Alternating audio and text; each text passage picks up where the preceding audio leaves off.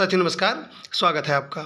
आशा करता हूँ आप लोग बहुत अच्छे से होंगे और अपनी तैयारी अच्छे से कर रहे होंगे। साथियों आज की वीडियो में शुक्लोत्तर युगीन हिंदी आलोचना के अंतर्गत doctor Devraj, doctor Jagannath Sharma, doctor Indranath Madan, doctor Nalin Vilochan Sharma आदि आलोचकों और उनकी रचनाओं पर चर्चा होगी। साथ ही शुक्लोत्तर युगीन मनोविश्लेषणवादी हिंदी आलोचना, शास्त्रीय समीक्षा एवं अनुसंधानपरक आलोचना फिर भी चर्चा होगी। तो चलिए आगे बढ़ते हैं। साथियों आप अवगत हैं यूपीटी परिषद द्वारा आयोजित पेट परीक्षा के लिए जिस पुस्तक पर के नाम पर हम चर्चा कर रहे हैं पिछले कई वीडियोज़ में, वो वास्तव में यदि आप पेट परीक्षा में बहुत अच्छा स्कोर करना चाहते हैं तो उसके लिए एक कंप्लीट पैकेज है।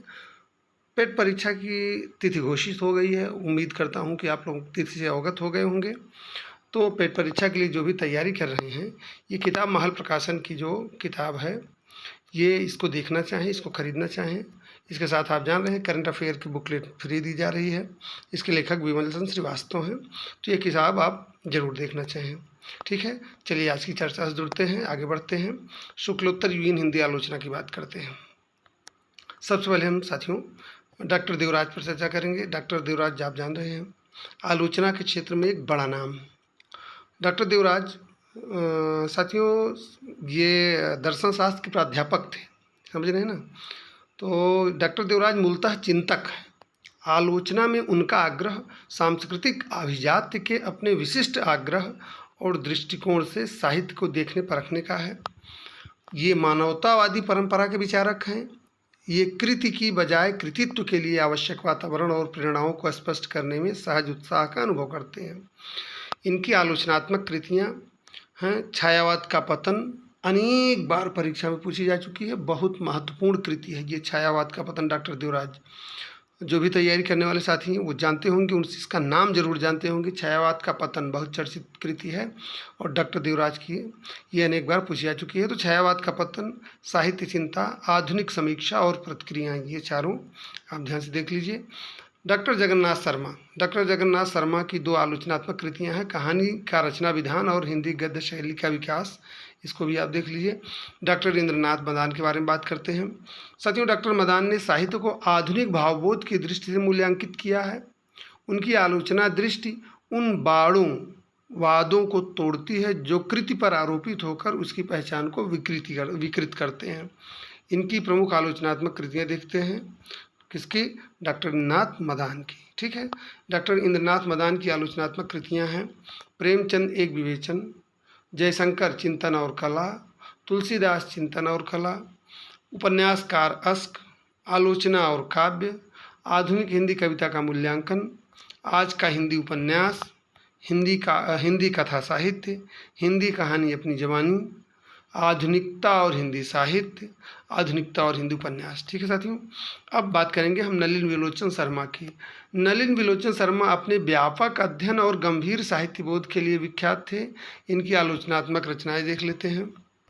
पहली रचना है दृष्टिकोण, फिर मानदंड, साहित्य का इतिहास दर्शन, हिंदी उपन्यास विशेषतः प्रेमचंद, दिनकर और उनकी काव्य कृतियाँ, छायावाद और प्रगतिवाद। ठीक है, छायावाद और प्रगतिवाद बहुत चर्चित है, परीक्षा की दृष्टि से बहुत उपयोगी है, बहुत ध्यान से इसको नोट कर लीजिए। अब आइए साथियों हम शुक्लोत्तर युग में मनोविश्लेषणवादी या जो अंतश्चेतनावादी आलोचनाएं लिखी गई हैं उन पर बात करते हैं। मनोविश्लेषणवादी आलोचना परीक्षा की दृष्टि से साथियों इससे प्रश्न बनते हैं, ये बहुत महत्वपूर्ण है। मनोविश्लेषणवादी आलोचना और प्रगतिवादी आलोचना, जिसको आप मार्क्सवादी आलोचना कहते हैं, इन दोनों से प्रश्न लगातार पूछे जा रहे हैं, इसलिए बहुत ध्यान से देखिएगा आगे। मनोवैज्ञानिक आलोचना का मूल उत्स फ्रायड का अंतश्चेतनावादी कला सिद्धांत है। यह बहुत महत्वपूर्ण है। फ्रायड का जो मनोवैज्ञानिक आलोचना या मनोविश्लेषणवादी आलोचना या अंतश्चेतनावादी आलोचना है, उसका मूल उत्स क्या है? ये फ्रायड का अंतश्चेतनावादी कला सिद्धांत है। ये ध्यान दीजिए। फ्रायड के अनुसार मानव मन की अनेक वासनाएं धार्मिक, नैतिक और सामाजिक प्रतिबंधों के कारण अंतर्मन में दबी रह जाती हैं। काव्य कला दमित वासना की ही काल्पनिक अभिव्यक्ति है। ठीक है, फ्रायड के बाद उनके शिष्य एडलर तथा युंग ने उनकी मान्यताओं को व्यापक आधार देने की चेष्टा की। फ्रायड ने कामवृत्ति को एडलर ने हीनता की पूर्ति की प्रवृत्ति को तथा युंग ने जिजीविषा या अमरत्व की आकांक्षा को जीवन की प्रेरक शक्ति के रूप में माना। ठीक है, आइए अब बात करते हैं हिंदी के पहले मनोवैज्ञानिक आलोचक इलाचंद जोशी के बारे में। हिंदी में मनोवैज्ञानिक आलोचना की शुरुआत इलाचंद जोशी से मानी जाती है। जोशी जी के अनुसार हिंदी का भक्ति साहित्य दमित कामकुंठा का ही प्रतीक है। छायावादी काव्य में भी उन्होंने यौन संबंधी मनोभावों को ही शब्द जाल में अवगुंठित शालीन स्थिति के रूप में ही देखा है। इनके चिंतन पर फ्रायड के काम मनोविज्ञान का विशेष प्रभाव, यह लाइन बहुत महत्वपूर्ण है। ठीक है, इलाचंद जोशी ने फ्रायड को दैत्य विचारक कहा। उन्होंने साहित्य में दुखवाद में विषाद नामक नए रस की कल्पना की, यह महत्वपूर्ण है। साहित्य में दुखवाद निबंध में, आलोचनात्मक निबंध में उन्होंने विषाद नामक नए रस की कल्पना की। इनकी आलोचनात्मक कृतियाँ देखते हैं। साहित्य सर्जना, विवेचना, विश्लेषण और देखा परखा, ये इलाचंद जोशी की महत्वपूर्ण कृतियाँ हैं। ठीक है साथियों, अब ये इलाचंद जोशी के बारे में जो महत्वपूर्ण तथ्य हैं आपने देख लिया। अब आइए डॉक्टर देवराज उपाध्याय की बात करते हैं। डॉक्टर देवराज उपाध्याय, इन्होंने हिंदी कथा साहित्य की मनोवैज्ञानिक दृष्टि से अच्छी आलोचना की है। यहाँ ध्यान देने वाली बात क्या है, कथा साहित्य की मनोवैज्ञानिक दृष्टि से अच्छी आलोचना की है। साहित्य का मनोवैज्ञानिक अध्ययन 1964, इनकी आलोचनात्मक कृति, बहुत ध्यान से देखिएगा इसको, साहित्य का मनोवैज्ञानिक अध्ययन 1964 इनकी आलोचनात्मक कृति है। डॉक्टर ज्वाला प्रसाद खेतान, डॉक्टर खेतान ने अज्ञेय की रचना में काम तत्व और उसकी परिणति लिखकर उनके उपन्यासों में चिरंतन नारी के आद्य बिंब और काव्यकृतियों में विज्ञ पुरुष के आद्य बिंब का अनुसंधान किया है। अब आइए साथियों शुक्लोत्तर युगीन शास्त्रीय समीक्षा की बात करते हैं। शुक्लोत्तर युग में लिखी गई महत्वपूर्ण शास्त्रीय समीक्षाएं आइए हम तेजी से देखते हैं। डॉक्टर भगीरथ मिश्र द्वारा 3 ग्रंथ लिखे गए हैं, काव्य शास्त्र, काव्य मनीषा और पाश्चात्य काव्य शास्त्र। राममूर्ति त्रिपाठी द्वारा कई पुस्तकें लिखी गई हैं। इसमें औचित्य दर्शन, रस विमर्श, लक्षणा और उसका हिंदी काव्य में प्रसार, काव्य तत्व विमर्श, भारतीय काव्य शास्त्र के नए क्षितिज, भारतीय काव्य विमर्श। साथियों कुमार विमल, यह भी बड़ा नाम है हिंदी साहित्य का। इनकी आलोचनात्मक कृति है सौंदर्य शास्त्र के तत्व। लीलाधर गुप्त की रचना है पाश्चात्य साहित्यालोचन के सिद्धांत। ठीक है, डॉक्टर देवराज उपाध्याय का यह भी पाश्चात्य काव्य शास्त्र से प्रभावित जो है रचना है रोमांटिक साहित्य शास्त्र। बहुत ध्यान से देखिए, डॉक्टर देवराज उपाध्याय की रचना रोमांटिक साहित्य शास्त्र। केसरी नारायण शुक्ल की शास्त्रीय आलोचना है पाश्चात्य काव्य शास्त्र। रविंद्र साहब वर्मा की शास्त्रीय आलोचना है पाश्चात्य साहित्यालोचन और हिंदी पर उसका प्रभाव। जगदीश चंद्र जैन की रचना है पाश्चात्य समीक्षा दर्शन। शंकरदेव अवतरे की रचना है काव्यांग प्रक्रिया।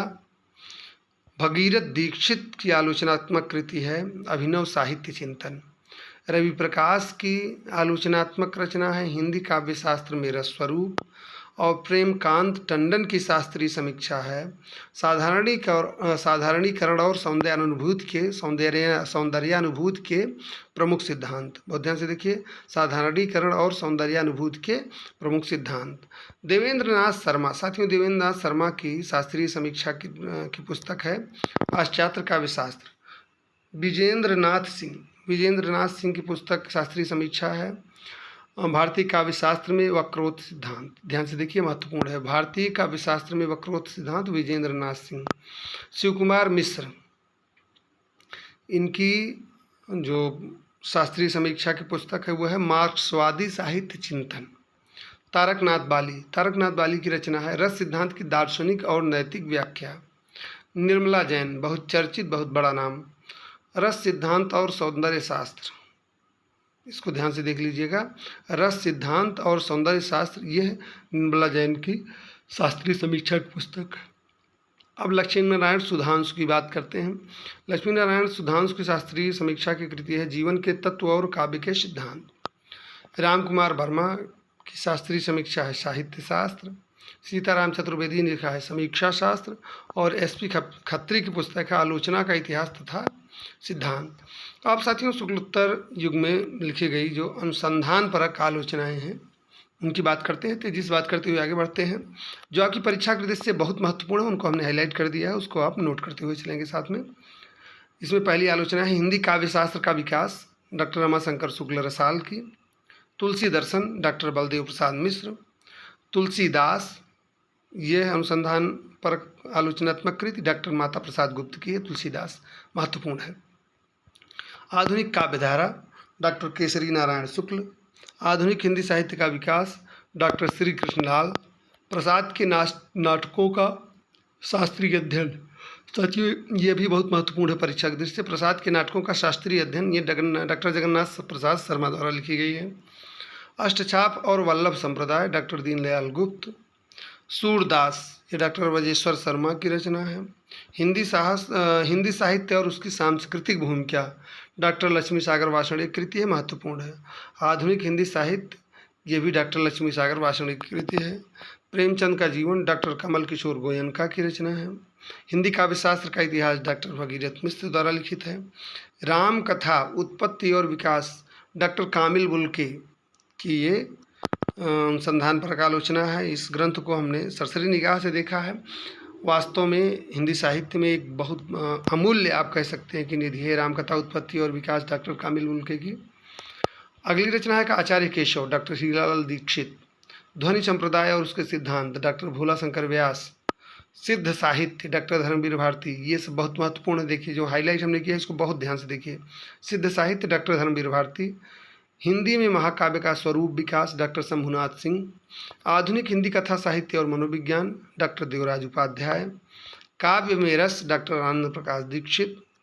हिंदी को मराठी संतों की देन, डॉक्टर विनय मोहन शर्मा। ये परीक्षा में पूछा जा चुका है प्रश्न। हिंदी को मराठी संतों की देन परीक्षा में पूछा जा चुका है, इसको याद कर लीजिए। हिंदी में मराठी संतों की देन, ये डॉक्टर विनय मोहन शर्मा की अनुसंधान पर आलोचना है। सूरपूर्व ब्रजभाषा काव्य, सूरपूर्व ब्रजभाषा काव्य, इसके रचनाकार डॉक्टर शिव प्रसाद सिंह हैं। तुलसी दर्शन मीमांसा, ये डॉक्टर उदय भानु सिंह की रचना है। आधुनिक हिंदी और मराठी शास्त्र काव्य शास्त्र का तुलनात्मक अध्ययन, आधुनिक हिंदी और मराठी काव्य शास्त्र का तुलनात्मक अध्ययन, ये डॉक्टर मनोहर काले की रचना है। केशव का आचार्यत्व, विजयपाल सिंह की रचना है। दक्षिणी हिंदी का साहित्य, श्री राम शर्मा की रचना है। ये महत्वपूर्ण है, दक्षिणी हिंदी का साहित्य श्री राम शर्मा। हिंदी निर्गुण साहित्य में तांत्रिक दृष्टि का संचार, ये राममूर्ति त्रिपाठी की रचना है। तो साथियों आज की वीडियो में इतना ही। उम्मीद करता हूँ कि आज का वीडियो आपको पसंद आया होगा। जो भी साथी चैनल पर नए हैं, चैनल को अभी तक सब्सक्राइब नहीं किए हैं, आप हिंदी विषय से TGT, PGT, net, JRF, assistant professor, LT grade, GIC प्रवक्ता परीक्षा की तैयारी कर रहे हैं और उसमें निश्चित सफलता प्राप्त करना चाहते हैं तो प्लीज़ चैनल को सब्सक्राइब करिए, लाइक करिए, कमेंट करिए, अपनों के साथ शेयर करिए। तो मिलते हैं अगले वीडियो में मार्क्सवादी आलोचना के साथ। तब तक के लिए धन्यवाद, नमस्कार।